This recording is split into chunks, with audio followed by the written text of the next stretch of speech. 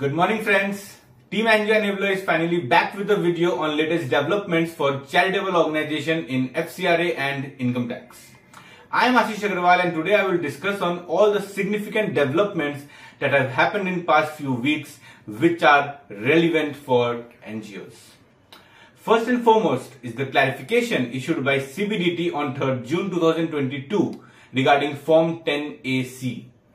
Remember, in our video on Budget Amendments 2022, we discussed on the term specified violation, inserted wide explanation to subsection 4 of section 12AB, where the commissioner or principal commissioner was given power to cancel the registration on violation of certain conditions.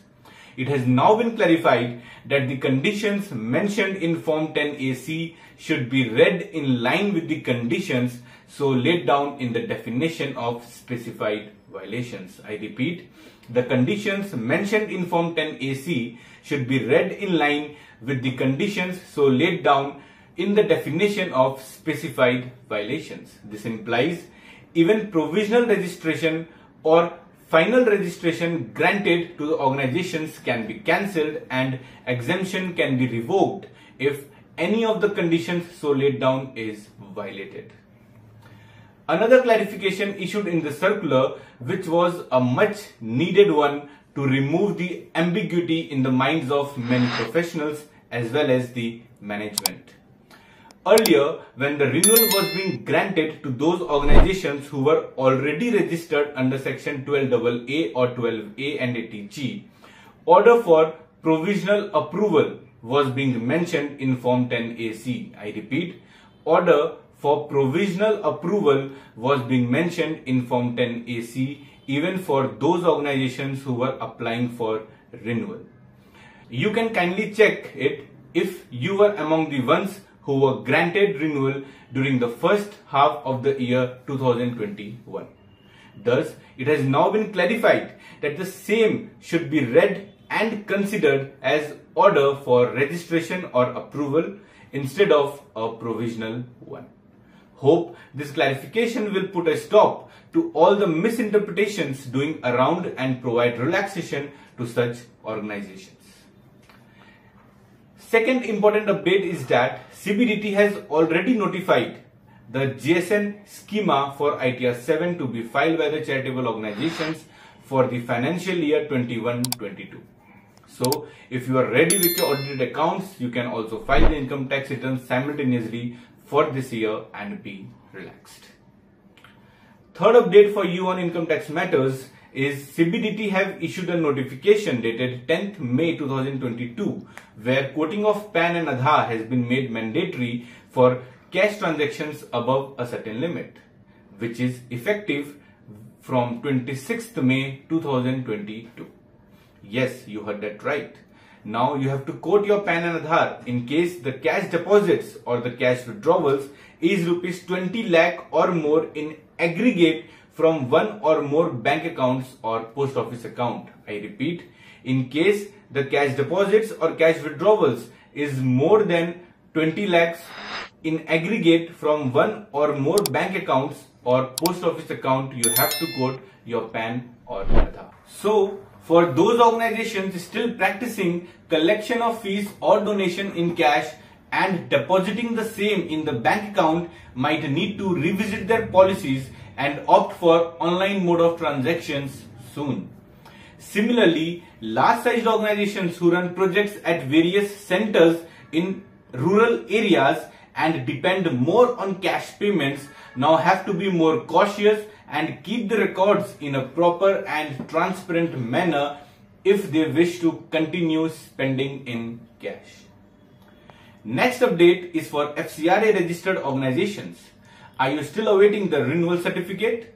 Kindly check the status of your renewal application now. The MHA department have started updating the status of your application. However, for most of the organizations you will find field inquiry report awaited and monitoring unit report awaited, but nothing to worry about unless any specific remarks have been mentioned.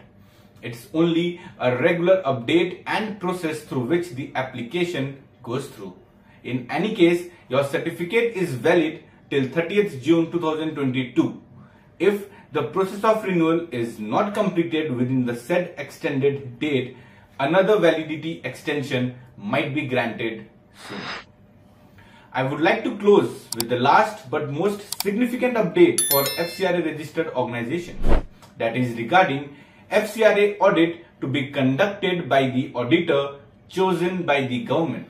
As per an article published in the Economics Time on 31st May 2022, several non-profit organizations have received communications from the ministry regarding inspection of accounts and records from 2015-16 to 2017-18. Such organizations might have to end up sharing the details of their bank accounts, fixed deposits, correspondence with foreign donors, employee details and fixed asset register along with the make, model number, value and location of the assets purchased from FCRA funds.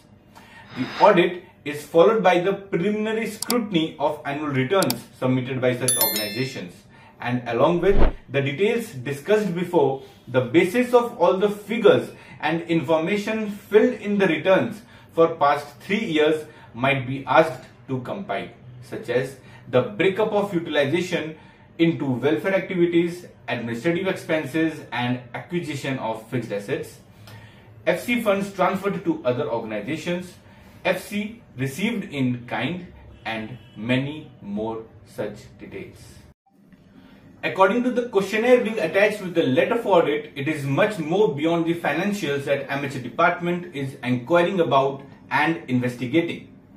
Information such as the details of the assets transferred to the beneficiaries, their identities and the basis on which they were selected, communication with foreign donors specifying the purpose for which the donation was received and utilized, remuneration of chief functionary or office bearers, cash payments above Rs 20,000 and many more such documents and details are being sought. All these implies that the organization need to have not only a strong accounting system but overall administrative records and policies too must be in order. The secretarial records such as the minutes of the meeting, resolutions, policies, SOPs for activities and many more of such documentary evidences to reflect itself as transparent, reliable and accountable are also important. We shall discuss more on the need for secretarial records and fixed asset registers in our upcoming videos. So this is it for today. For more such latest updates, keep tuned to our channel and don't forget to subscribe it if you have not done till now. For any clarifications or queries, you can mail us or comment below. Thank you.